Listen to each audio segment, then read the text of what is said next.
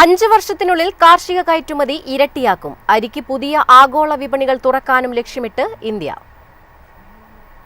അടുത്ത 5 വർഷത്തിനുള്ളിൽ പൊതുവിതരണ സംവിധാനം പരിഷ്കരിക്കാനും ആധുനികവൽക്കരിക്കാനും കാർഷിക അധിഷ്ഠിത കയറ്റുമതി ഇരട്ടിയാക്കാനും ലക്ഷ്യമിടുകയാണ് രാജ്യമെന്ന് കേന്ദ്ര ഭക്ഷ്യ പൊതുവിതരണ മന്ത്രി പ്രഹ്ലാദ് ജോഷി പറഞ്ഞു.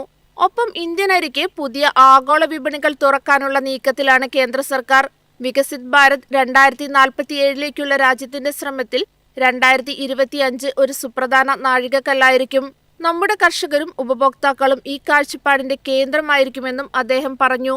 കൃഷിയിടങ്ങൾ മുതൽ ഉപഭോക്താക്കൾ വരെയുള്ള ഭക്ഷ്യവിതരണ ശൃംഖലയിൽ ഗുണനിലവാരം, സുരക്ഷ, താങ്ങാനാവുന്ന വില എന്നിവ ഉറപ്പാക്കുന്നതിനാണ് കേന്ദ്രം ശ്രദ്ധ നൽകുന്നത്. എല്ലാ വീടുകളിലും ഭക്ഷ്യ പോഷക ആഹാര സുരക്ഷ ഉറപ്പാക്കാനുള്ള ശ്രമങ്ങളും ശക്തമായി നടന്നുവരുന്നതായി അദ്ദേഹം പറഞ്ഞു.